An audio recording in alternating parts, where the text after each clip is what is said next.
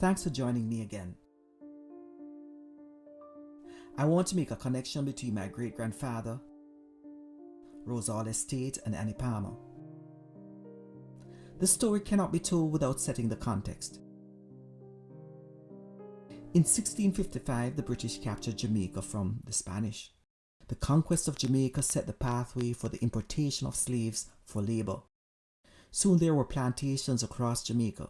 Here's a map of the plantations that extended across Jamaica. Please note the location of the Rosal Estate in St. James. The Rosal Estate plantation house was completed in 1790. At one stage, the plantation had 2,000 slaves. The plantation was owned by John Palmer. However, destiny led him to meet Annie Mae Patterson. It is said that Annie was born in England before her family relocated to Haiti. Both her parents died from yellow fever, and she was orphaned at a very young age. She was then raised by her Asian nanny, who was versed in the area of voodoo. The nanny passed away.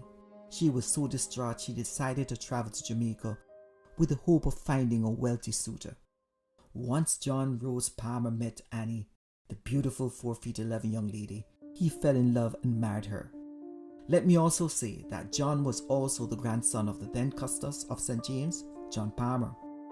Based on the tales told, Annie seemed to have been unfaithful to John, as she was found several times by John with male slaves in compromising positions in the bedchamber. It is also alleged that at one point, Annie was beaten by John for her unfaithfulness. Soon after, John met his fate or demise. I use the word demise because there are two versions of the tale. Version 1 suggests that John disappeared. Version 2 indicates that he did not disappear but died. His death was also chronicled in the British newspaper. Annie inherited the property after John's demise in 1826. 7 years of wickedness was started by Annie Palmer. Based on her wickedness, over 100 slaves started an insurrection and set the house on fire. That is a great house.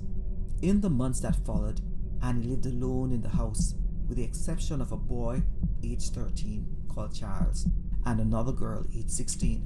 The reality was that many slaves feared Annie because of her wickedness. She tortured her slaves and killed many of them. One story that seems to consolidate Annie's demise was her death by a slave called Taku. It is alleged that Annie used her voodoo to place a curse on Taku's granddaughter. Taku was an Obia man. Well, it seems that there was a battle between voodoo and Obia. The reason for Annie placing a curse on Taku's granddaughter was to ensure that Taku's granddaughter stayed clear from Robert Rutherford. Robert Rutherford had a likeness towards Taku's granddaughter. Rutherford was also a wealthy plantation owner. Taku's granddaughter died. Therefore, Taku decided to take revenge with other slaves. They entered the house and Taku strangled Annie to death. The death of Annie Palmer led to an emergency meeting by Samuel Barrett, the owner of Cinnamon Hill Great House. He called his workers and a mason to travel to Rose Hall. Rose Hall and Cinnamon Great House were very close. It was clear that the slaves were very angry and they burnt the cane fields during that time. Barrett saw that slaves were very fearful of Annie, so he decided to give his slaves a young steer if they dug the grave. Blood was shed after the slaughtering of the steer, and the reality was back then that Annie would never torture her slaves again. By the 1840s, slavery was now abolished. Now the new owners wanted laborers for their continuous production of sugarcane. The reality is, locally freed slaves refused to work for low wages. Therefore, the owners of Rosal Estate had to look towards India for labor supply. Owner of Rosal Estate and other estate owners and the British government officials believed that India would be the ideal source for cheap labor. At that time, poverty and famine had embroiled India. Many Indians were unable to write and at the time had no clue of what they were getting themselves into. On reflection, the British government and plantation owners had found another way of exploiting a population within the context of indentureship. The recruiters lied to the Indians about the length of the journey, and it should be noted that some of those who made the trip were delighted that they did not die on the passage to Jamaica. It should be noted that 12% of Indians died on their journey to the Caribbean. I will do another presentation outlining the overall conditions and the harsh realities of the indentureship period.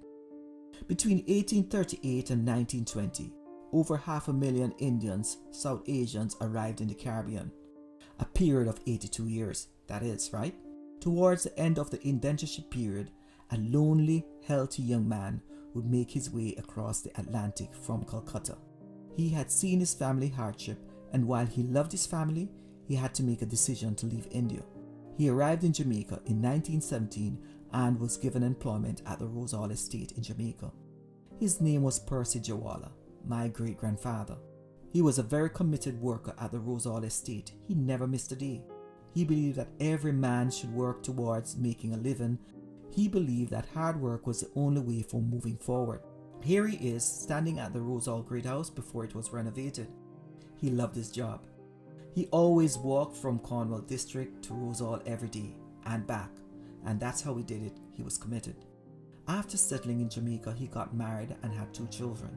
His son, my grandfather, would also work at the Rose Hall Estate as a sugar boiler. It would be a travesty really not to mention my great-grandfather's daughter, Miss Mavis Johnson Jawala, who supported me on my life's journey. Now let's get back to the story.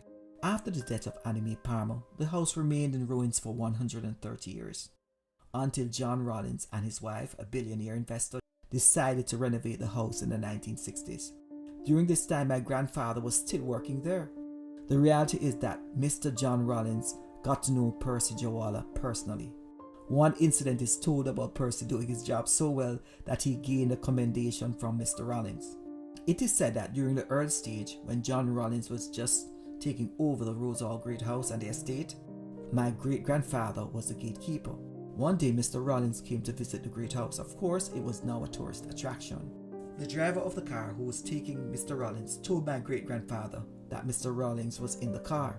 My great-grandfather responded by saying, "Mr. Rollins or no Mr. Rollins, everyone must pay."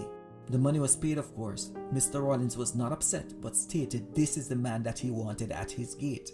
My grandfather worked at the Rose Hall Estate for 54 years. He died in 1974. At the time of his death, he was recognized by Rose Hall Estate. They even sent a representative to attend the funeral. After all, he was the last known indentured servant to work at the Rose Hall Estate. Today, his remains are located on the family plot that he purchased. This purchase meant that he had decided to remain in Jamaica. In summary, my grandfather knew every inch of the Rose Hall Great House. I often wondered if he saw anything strange. Who knows? The next time you visit Jamaica, be sure to visit the Rose Hall Great House. They say it's haunted, but who knows?